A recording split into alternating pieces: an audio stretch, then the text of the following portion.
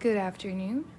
My name is Grace Perkins, and I'm a fourth grade teacher. I'm here to give you some tips about how to differentiate math lessons for maximum engagement.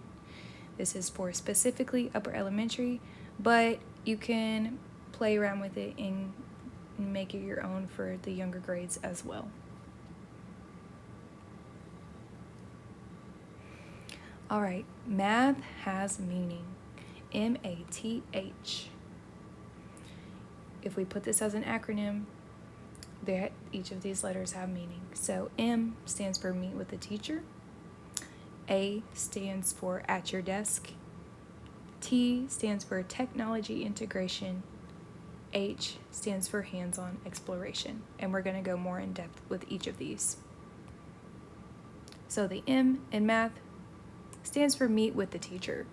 So at this point in a lesson, this is all about differentiating your instruction for your students and to meet their specific needs. So in this case, most of the time, students need targeted instruction on specific skills. So what this looks like is maybe you're noticing a student has been gone, absent for a while, or you're noticing that a student is zoning out during a lesson, and they may just need you to sit by them and help them through whatever they're struggling with. Whether that be their multiplication facts, whether that be they're not understanding place value, whatever that is, you're pulling them into a smaller group to get that one-on-one or that 1-on-4 if there's 4 students in your group. All that instruction is targeted for specific skills. It's designated groups, flexible groups. So if you are noticing that during your testing time, certain students are not understanding and they may need tests read aloud to them, you can pull them and be flexible with how you group. I also say flexible grouping because sometimes you want to put your lower achieving students together, or you want to put your lower achieving and higher achieving and mix the groups, make them heterogeneous so that you can have students explain things to each other. Also, you want this differentiated instruction to provide you opportunities to formatively assess your students. So you want to see where they're at right then. You can just have them do a few things on a whiteboard, and you can really just assess them on a specific skill.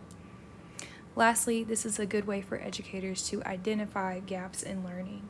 So if there's something that you need to reteach, this is a good way to be able to see what individual students know rather than teaching all the time in a whole group setting.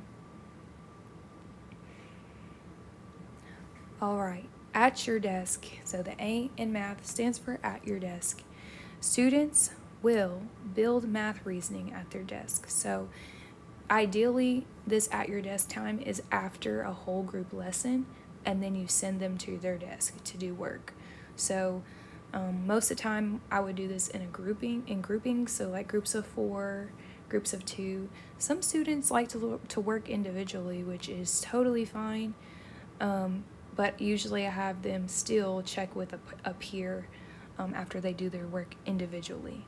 So at their desk, doing problems together will help them increase their problem-solving skills because they can explain things to each other in a way that even I as a teacher can't explain in student terms. They work on assignments that match their specific level, so they're working at their own pace in these groups. So if I assign 3 practice pages to do with practice problems, some students may get to all 3, some students may only do 1, some students may want to keep going, and I let them keep going. I've also done it to where I'll have students watch a video of me reteaching the lesson if they weren't maybe not all the way focused during the lesson in whole group, or if they just are still confused. They have the option to watch a video at their desk and do notes. So the whole goal here is for students to be independent. That is the focus. That is the focus of doing at your desk work. I want them to take ownership of their learning. The T in math stands for technology integration. So Technology and math go hand in hand. As students are growing and learning in math, they're growing and learning in technology, especially in this era we're in right now. So combining the two is very helpful for students to understand that they can explore further in their math as they're exploring further in technology. Ways to embed technology into your lessons or even just into your classroom. Like I said, I make pre-made video notes, so I will do this on Edpuzzle, Screencastify, where I talk over a video and students are I talk over the video as I write the problems that we're doing, math concepts, and then students also write as they watch my video that I've made and do the same notes as me. You can also do fluency review slides, spiral review of maybe the last 3 weeks, go through the slides, and students, usually for me, they'll have a whiteboard with a marker, and they will go through the slides, and then they will put the answer to whatever problem is on the slide on their boards. And that's a good way for me to do a formative assessment on all students at the same time.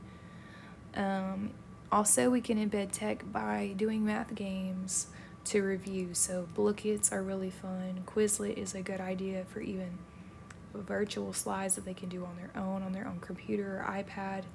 Bookit is like a game where they have an avatar and they're playing a game, but math questions will pop up as they're playing. And then lastly is math application. So GeoGebra is a good one. We use that more towards the end of the year in 4th grade with measurement and things like that, but it's really great for like plotting points and doing things on a Y and X axis. Continuing on. Hands-on rotation. That's what the H stands for in math. Exploration looks like. So it looks like playing math board games. The reason this is so important is because students are, they get a little bit bored when it's just the teacher talking. So actually having manipulatives in their hands and talking with each other and solving how to do something together always helps them to take ownership of their learning. For example, a math board game I have my students do is it's like a version of Candyland where they have their token and they move it across a board after they roll the dice, and then they'll land on maybe an equation, and then they have to do the equation before they can move on and roll the dice again. Also, whiteboard exchange with partners is very fun for students, so they can quiz each other, write their answers on their whiteboards, and show each other. And then I've also done math sorts with students. So right now we're in place value unit right now, and so I would have a math sort where there's the unit form of a number, the standard form of the number, and the word form of a number, and they'd have to find all the matches. So there'd be 3 pieces to that math sort. They can also solve word problems in a math rotation together. So one student reading it aloud, they all underline keywords and then talk about what the problem is asking them to do or solve. So that's just really good for them to kind of get thinking about what do math word problems really ask you, and what are you looking for when you're reading a math problem. And then the last one is flashcards. Pretty simple.